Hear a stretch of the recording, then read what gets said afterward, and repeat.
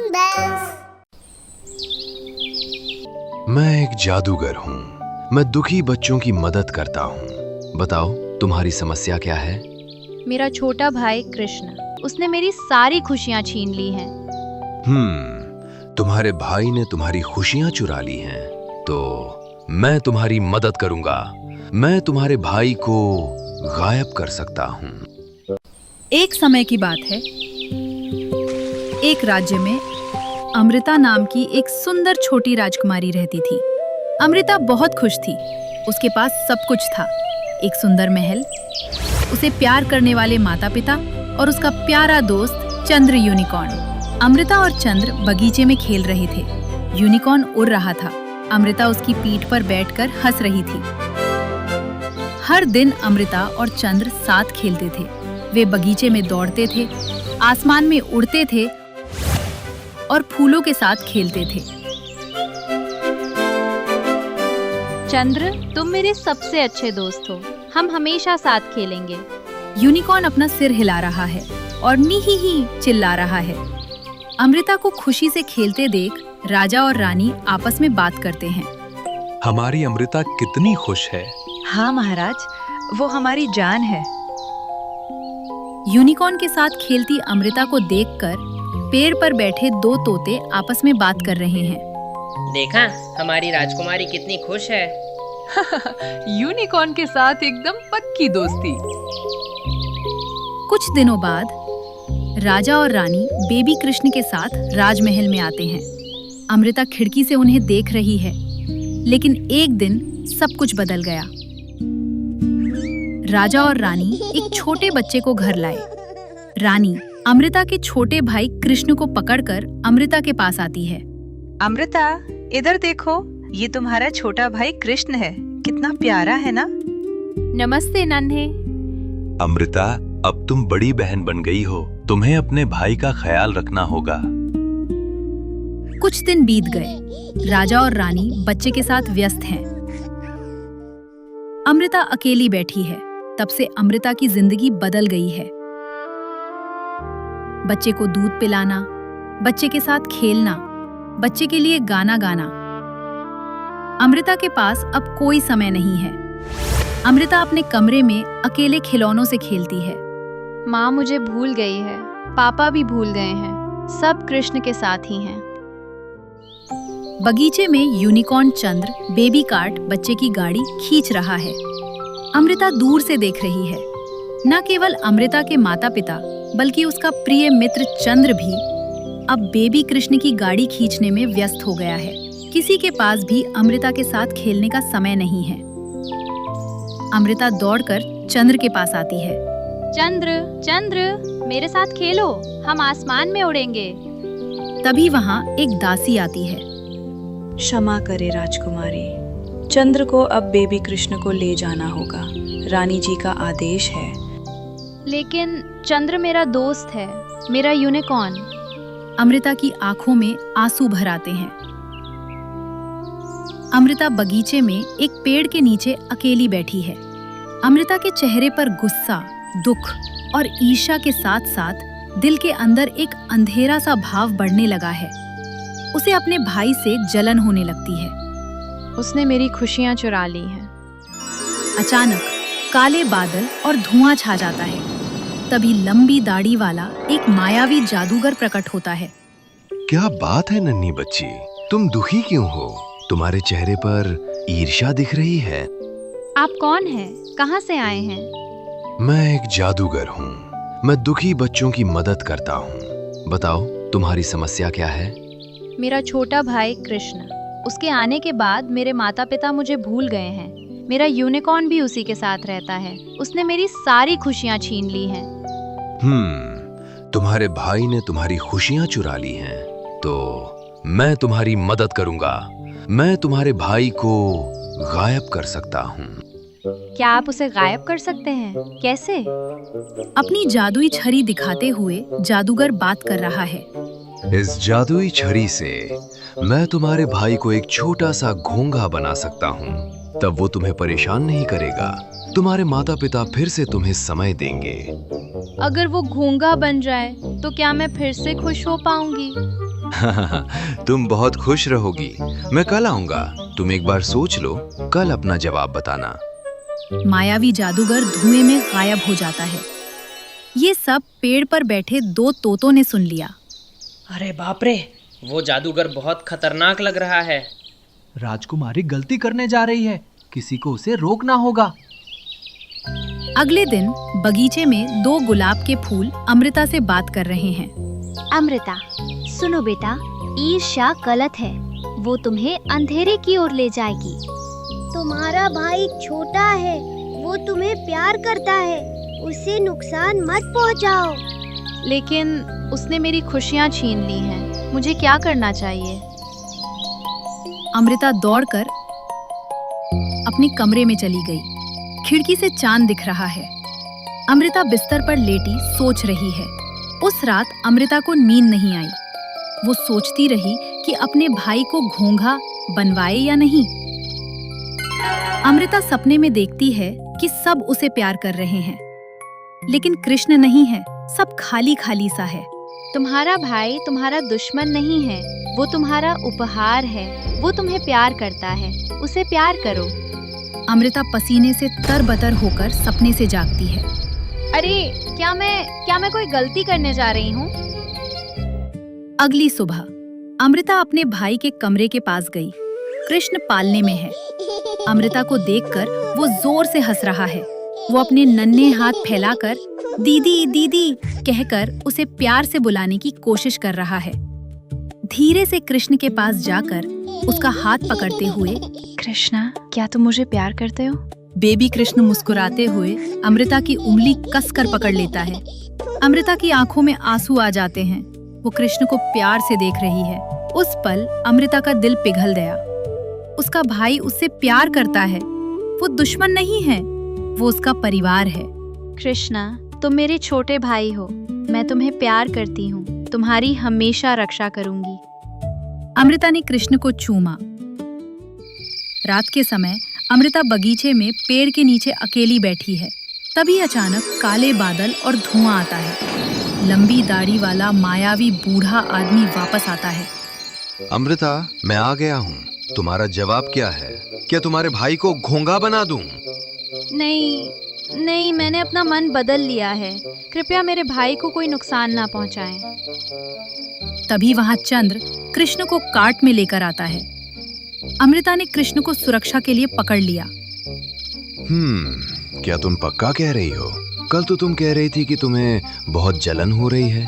हाँ, कल मैंने गलत सोचा था, मुझे जलन हुई थी, लेकिन अब समझ आ गया है। मेरा भाई मेरा दुश्मन नहीं है, उसने मेरी खुशियाँ नहीं चुराई, वो मेरा उपहार है। जलन ने मेरी खुशियाँ छुपा दी थी, लेकिन अब मैंने जलन छोड़ दी है। अब मैं खुश हूँ। लेकिन जादू तो करना ही होगा, किसी न किसी को तो घोंघा बनाना ही पड़ेगा, ये मेरा नियम है। तो मेरे भाई को नहीं, मुझे घोंघा बना दीजिए, मुझे बदल दीजिए। अमृता कृष्ण को नीचे रखती है और जादूगर के सामने खड़ी हो जाती है। तभी वहां राजा, रानी और दासी सब दौड़ते हुए आते हैं। जादूगर को देखकर राजा और रानी सब हैरान रह गए। अमृता, नहीं, तुम ये क्या कर रही हो? जादूगर, दूर रहो, मेरी बेटी को नुकसान मत पहुंचाना। जादूगर अपनी जादुई छड़ी ऊपर उठाता है। रुको रुको, मैं अमृता को नुकसान नहीं पहुंचाऊंगा। अमृता, तुमने एक सच्चा सबक सीख लिया है। तुमने ईर्ष्या को छोड़ प्यार को चुना। तुम अपने भाई के लिए अपनी जान देने को तैयार हो। यही सच्चा प्यार है, यही असली साहस है। जादुई छड़ी अपनी ओर दिखाते हुए जादूगर ने कहा कि मैं खुद घोंघा बनूंगा। अमृता, अपने भाई को प्यार करो, उसका ख्याल रखो, अपनी जान देकर भी उसकी रक्षा करना। उसके बाद मायावी घोंघा धीरे धीरे रेंगते हुए गायब हो जाता है। वाह, अमृता बहुत बहादुर है, कहते हुए सब तालियां बजाते हैं। राजा और रानी दोनों अमृता को गले लगा लेते हैं। अमृता, मेरी बच्ची, तुम बहुत बहादुर हो, तुम एक सच्ची बड़ी बहन हो। हमें माफ कर दो बेटा, हमने तुम्हें नजरअंदाज किया। हम बच्चे के साथ व्यस्त थे, लेकिन तुम हमारे लिए बहुत महत्वपूर्ण हो। अमृता, तुम हमारी पहली संतान हो, तुम हमारी जान हो। कृष्ण के आने के बाद हम तुम्हें भूले नहीं हैं, लेकिन बच्चा छोटा है इसलिए उसे ज्यादा समय चाहिए, पर हम तुम दोनों को बराबर प्यार करते हैं। समझ गई मम्मी पापा, मैंने गलती की थी, मुझे जलन हुई थी, लेकिन अब मैंने सीख लिया है। कृष्ण मेरा भाई है, मेरा उपहार है, मैं उसे प्यार करती हूँ। अमृता ने कृष्ण को प्यार से पकड़ा हुआ है। कुछ दिनों बाद अमृता कृष्ण के साथ खेल रही है। अमृता, कृष्ण और माता पिता साथ में भोजन कर रहे हैं। अमृता यूनिकॉर्न चंद्र के साथ उड़ रही है। कृष्ण तालियां बजा रहा है। अमृता कृष्ण को चलना सिखा रही है। तब से अमृता पूरी तरह बदल रही है। उसने अपने भाई को प्यार करना शुरू कर दिया है। वो उसके साथ खेल रही है और उसका ख्याल रख रही है। माता पिता अमृता और कृष्ण दोनों को समय दे रहे हैं, दोनों को बराबर प्यार कर रहे हैं। पेड़ पर बैठे दो तोते खुशी खुशी बात कर रहे हैं। वाह, अमृता तो असली हीरो निकली। उसने ईर्ष्या को हराकर प्यार को जीत लिया। वैसे ही दो गुलाब के फूल भी बात कर रहे हैं। यही असली खुशी है। ईर्ष्या छोड़ोगे तो प्यार मिलेगा, प्यार मिलेगा तो खुशी आएगी। सुंदर बगीचे में अमृता और कृष्ण साथ खेल रहे हैं। चंद्र यूनिकॉर्न उनके चारों ओर घूम रहा है। माता पिता दूर से मुस्कुराते हुए देख रहे हैं। सूर्यास्त का समय है। अब अमृता सच में खुश है। उसने अपनी ईर्ष्या छोड़ दी और प्यार को चुना। उसका भाई दुश्मन नहीं, उसका उपहार है। परिवार मतलब प्यार, साथ रहना, एक दूसरे का ख्याल रखना। मित्रों, याद रखना, ईर्ष्या हमारी खुशी को छुपा देती है, प्यार हमारी खुशियाँ वापस लाता है। अपने भाई बहनों और परिवार को प्यार करें। एक जंगल में हैरी नाम का एक धूर्त सियार रहता था, जो बहुत ही धूर्त और मक्कार किस्म का था। वो दिन भर कुछ काम तो करता नहीं था, बस पेड़ के नीचे लेटे लेटे जंगल के राजा बनने के ख्वाब देखता रहता था। उसकी उल्टी सीधी हरकतों से पूरा जंगल परेशान था। कई बार जंगल का राजा विलियम शेर उसे चेतावनी दे चुका था, मगर हैरी सियार सुधरने का नाम ही नहीं लेता था। हैरी सियार अक्सर दूसरे जानवरों के किए हुए शिकार को चुरा कर खा जाता था और अपने से कमजोर जानवर के खाने को छीन लेता था। एक दिन की बात है, हैरी सियार पेड़ के नीचे आराम कर रहा था कि उसने देखा जंगल के सभी जानवर सज धज कर कहीं जा रहे थे। हैरी सियार उन जानवरों को जाता हुआ गौर से देखने लगा। उस टाइम उसी पेड़ पर मिंकी चिड़िया बैठी हुई अपने चेहरे का मेकअप कर रही थी।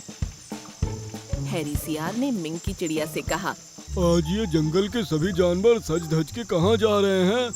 मिंकी चिड़िया हैरी सियार की बात पर मुंह बनाती हुई बोली, तुम्हें इससे क्या मतलब? वो कहीं भी जा रहे हो? हैरी सियार मक्कारी से मुस्कुराते हुए बोला, अरे तुम तो नाराज हो गई। मैं भी इसी जंगल का ही जानवर हूँ। क्या मुझे जानने का कोई अधिकार नहीं है? हाँ, पता है कितना ख्याल है तुम्हें इस जंगल का। तुम्हारा बस चले तो तुम मुझे भी खा जाओ। वैसे तुम्हारी जानकारी के लिए बता दूं, आज जंगल के राजा विलियम शेर ने जंगल के सारे जानवरों की दावत रखी है और वहाँ बहुत अच्छे अच्छे पकवान बने हैं। ये सब वहीं जा रहे हैं, मैं भी वहीं जा रही हूँ। दावत? लेकिन किस खुशी में? विलियम शेर के बेटे एडवर्ड का आज बर्थडे है। मिंकी चिड़िया की बात सुनकर हैरी सियार गुस्से से बोला, ये तो विलियम शेर की बहुत ज्यादा गलत बात है। जंगल के सभी जानवरों को इनवाइट किया गया, लेकिन मुझे क्यों नहीं किया गया? मैं इस जंगल का जानवर नहीं हूँ। पहले तुम इस लायक बन जाओ कि वो तुम्हें इनविटेशन दे। तुम तो वैसे भी लोगों का खाना छीन लेते हो। वैसे तुम्हारी जानकारी के लिए बता दूं, तुम वहाँ भटक भी मत जाना। यार, मुझे राजा विलियम शेर की ये बात बहुत ज्यादा बुरी लगी है। जब मैं जंगल का राजा बनूंगा, तब मैं इस जंगल के सारे नियम कायदे बदल दूंगा। हैरी सियार की बात पर मिंकी चिड़िया जोर जोर से हंसते हुए बोली, नींद में सपने देखना छोड़ दो सियार, कभी राजा नहीं बनते सियार। जंगल का राजा ओहो शेर ही होता है। इस जन्म में तो तुम राजा कभी नहीं बन सकते। अब मैं चलती हूँ, मुझे लगी है भूख। इतना कहकर मिंकी चिड़िया उड़ गई। और हैरी सियार गुस्से में दांत पीसने लगा। लेकिन क्या, सच तो ये था कि अच्छे अच्छे पकवानों का नाम सुनकर उसके मुंह में पानी आ गया था। हैरी सियार बिन बुलाए विलियम शेर के यहाँ दावत खाने पहुँच गया। जैसे ही विलियम शेर ने उसे देखा, वो गुस्से से आग बबूला हो उठा, लेकिन वो गुस्से को दबाते हुए बोला, देखो, मैंने तुम्हें इस दावत में इनवाइट नहीं किया, लेकिन जब आ ही गए हो तो पेट भर कर खाओ और जल्दी यहाँ से चले जाओ। हैरी सियार चुपचाप बैठकर खाना खाने लगा। तभी उसकी नजर विलियम शेर के बेटे एडवर्ड पर पड़ी, जो सोने के कंगन से खेल रहा था। सोने के कंगन देखकर हैरी सियार के मुंह में पानी आ गया और वो मन ही मन बोल उठा, अगर ये सोने के कंगन मेरे हाथ लग जाएं, तो मैं इसे बेचकर बहुत ज्यादा धन इकट्ठा कर सकता हूँ। हैरी सियार एडवर्ड के पास पहुँच गया और उसने बड़ी धूर्तता से कहा, अरे, तुम्हारा ये सोने का कंगन तो बड़ा सुंदर दिख रहा है, क्या तुम मुझे इसे दिखा सकते हो? एडवर्ड ने कंगन हैरी सियार को दे दिया। कंगन हाथ में लेकर हैरी सियार बोला, अरे, तुम्हारे पिता विलियम तुम्हें बुला रहे हैं। मासूम एडवर्ड हैरी सियार की बातों में आकर वहाँ से अपने पिता के पास चला गया और हैरी सियार मौका देखकर वहाँ से फरार हो गया। एडवर्ड अपने पिता के पास पहुँच गया। आपने मुझे बुलाया पापा? हैरी अंकल ने कहा कि आप मुझे बुला रहे हैं। हैरी सियार का नाम आते ही विलियम शेर चौंक गया और पूछा, अरे, तुम्हारे सोने का कंगन कहाँ है? वो तो हैरी सियार के पास है। अपने बेटे एडवर्ड की बात सुनकर विलियम शेर की समझ में सारा माजरा आ चुका था। वो समझ गया कि हैरी सियार बड़ी आसानी से उसके बेटे को बेवकूफ बनाकर यहाँ से भाग चुका है। विलियम गुस्से से आग बबूला हो उठा। उसने अपने सिपाहियों को बुलाकर कहा, मेरे बेटे को बेवकूफ बनाकर भाग गया। जाओ, हैरी सियार को जिंदा या मुर्दा पकड़ कर लेकर आओ। इधर हैरी सियार बड़ी खुशी से पेड़ के नीचे उस कंगन को देखे जा रहा था। तभी उसकी नजर मिंग की चिड़िया पर पड़ी, जो उड़ते हुए उसके पास आ गई और बोली, तुमने इस बार हद पार कर दी हैरी। जंगल के राजा विलियम शेर ने अपने सिपाहियों से तुम्हें जिंदा या मुर्दा लाने को कहा है। मुझे लगता है इस बार तुम पक्के मारे जाओगे। मिंग की चिड़िया की बात सुनकर हैरी सियार डर से कांपने लगा और तुरंत वहाँ से भाग गया। उसकी समझ में नहीं आ रहा था कि वो भागकर जाए कहाँ। तभी उसने देखा कि बहुत से सैनिक उसकी ही तरफ आ रहे थे। हैरी सियार इधर उधर छुपने की जगह ढूंढने लगा। उसे कोई जगह नहीं मिली। अचानक उसे एक तालाब नजर आया। वो तुरंत उस तालाब के अंदर कूद गया। विलियम शेर के सिपाही कुछ देर के बाद वहां से चले गए। हैरी सियार ने जब तालाब से सर उठाकर देखा तो अब वहां कोई नहीं था। वो तालाब से बाहर निकलने ही वाला था कि अचानक तालाब से एक सुनहरे कलर की किरणें फूटने लगीं और उसमें से एक परी निकलकर सामने आ गई। मैं एक श्राप के कारण बरसों से इसी तालाब में कैद थी।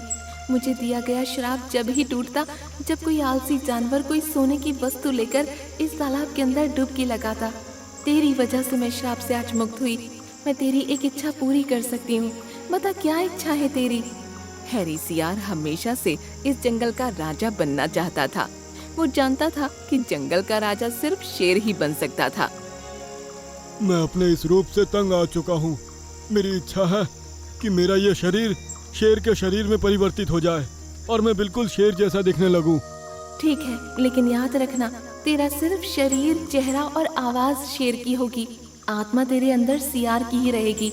गलती से कहीं किसी असली शेर से लड़ने मत लग जाना, और अगर तू असली शेर के हाथों मारा गया तो तू अपने असली रूप में आ जाएगा। इतना कहकर परी वहां से गायब हो गई। हैरी सियार शेर के रूप में परिवर्तित हो गया। जब उसने पानी में अपना चेहरा शेर जैसा देखा तो वो खुशी से पागल हो गया। देखते ही देखते हैरी शेर ने जंगल में आतंक मचा दिया। अब वो जैसा चाहता वैसा करता। वो कभी भी किसी भी जानवर को मारकर खा जाता।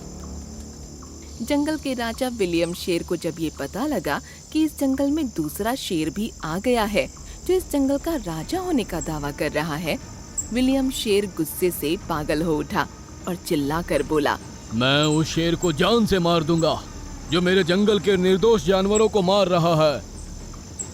हैरी सियार शेर बनकर बड़ी अकड़ से जंगल में टहल रहा था कि अचानक विलियम शेर उसके सामने आकर खड़ा हो गया और चिल्लाकर बोला, कौन है तू और मेरे जंगल में क्या कर रहा है?